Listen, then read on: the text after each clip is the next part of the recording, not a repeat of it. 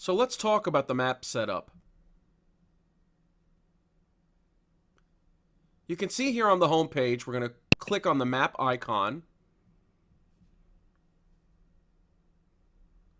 I can zoom in or zoom out. I'm going to zoom on in. And I've got the map centered at Scottsdale, Arizona.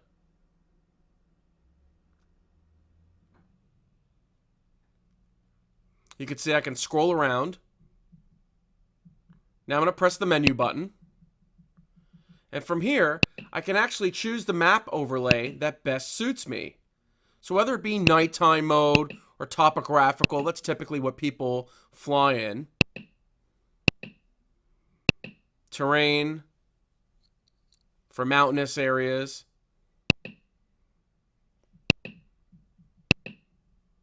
I could turn the airways on and off here.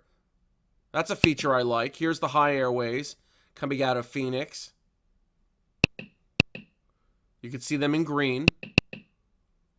Go back to menu. I could change the airways to low altitude airways. I like to turn my NEXRAD weather on so I can actually see it here. I'm flying with a lot of people that aren't turning the weather on while they're flying. You can see the little painted NEXRAD images.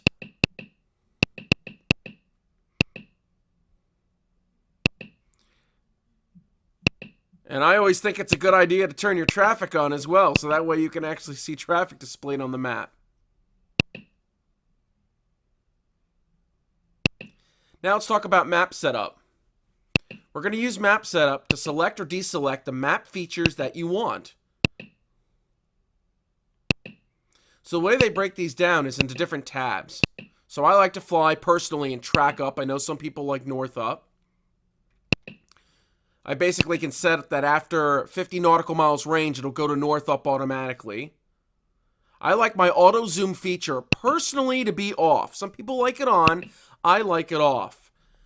And then what I like to do is come to the aviation tab. Here's where I find the runway extended center lines, how far out intersections are, and the big thing at the bottom here is TFRs. And that'll be one of our pro tips that we're going to talk about later. But be sure that you turn TFRs on. I have a land tab. Tells me what land elements that I would see on the map. Traffic. By clicking on the traffic, it asks me for a PA or a TA. I just leave it set to the defaults. And then weather. What weather would you like as your map setup? Typically, I like to make sure if I have a lightning detection system on board the airplane that I've actually turned it on.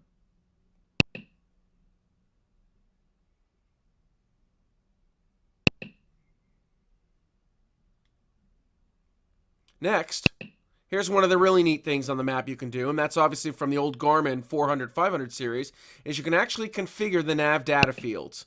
So these are all customizable. Everybody's got their own preference. I probably fly with maybe 2 or 3 different types of settings that I have depending on the kind of flying I'm doing, whether it's VFR, IFR, combination VFR and IFR, sometimes high altitude versus low altitude. So I just simply come on in here to change data fields, and just by selecting the field, you can scroll to the field that you want. Distance. On this field in the upper right-hand corner, I like to put the estimated time en route to the waypoint, not the destination. I'll come down here, and depending on the kind of flying I'm doing, maybe if it's a bad wind day, I'll stick track in there. Other times, maybe I'll put the vertical speed required. And down here, I like to have usually ground speed in my lower right-hand corner, so I have a good look at what that looks like. Then, when I'm done with the fields, all I simply have to do is hit the back button, and most fields are now locked in. A neat new feature here is the map detail, and I like this how they did it as kind of a scroll bar, and that makes it really easy to use. So essentially, I'm just going to zoom out here to show you that with the map detail scroll bar at the lowest setting, there's basically no detail on my map. I'll bring it up 1 notch, and you could stop in between the notches. You can see now I've got some waypoints on the screen. Some airports have appeared. And now I'll scroll it up another notch, 3/4 of the way up, and even more detail has appeared. Bring it all the way to most, and you can see I've got all of the detail on my map.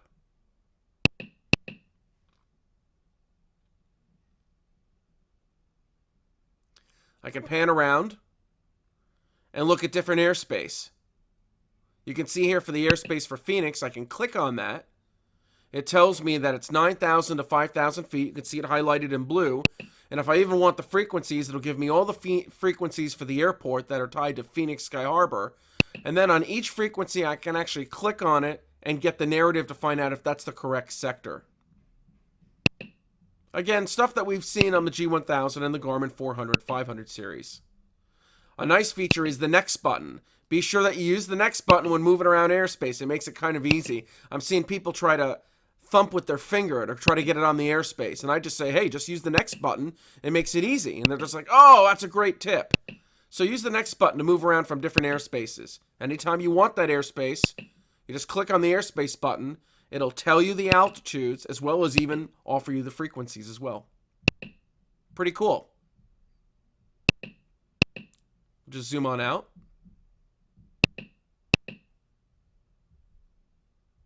Hit the home button. Brings us back to home.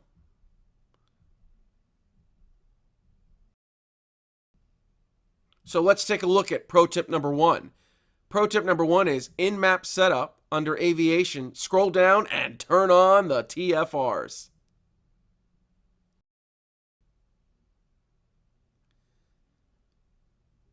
So you can see here, I'm going to press menu. I'm going to go to map setup. I'm going to go to my aviation tab. I'm going to hit the down button and I'm going to turn TFRs on. And you can see where my airplane is. That is a TFR. All I simply have to do is tap the screen. It turns yellow. TFR National Security Area. I tap that and it tells me it's a TFR. Minimum altitude is ground. Max altitude is 3,000 feet. It even tells me the NOTAM number. It's an LA Center NOTAM. Issued in 2009, 5145. And then I can use the next button to scroll around to different airspaces that are around. So that is pro tip number 1. Now let me just show you two again. Menu, map setup, aviation tab. Go all the way down there and see where it says TFR's on. You may find that to be off. If you're paying for that XMWX subscription, my advice is you really need to take the time, go on in here, and turn the TFRs on. You don't want to be flying through a TFR. Pro tip number 2 is customize the data fields. So here, I simply click on Change Data Fields, and just by tapping on the field, I can scroll in any field that I want.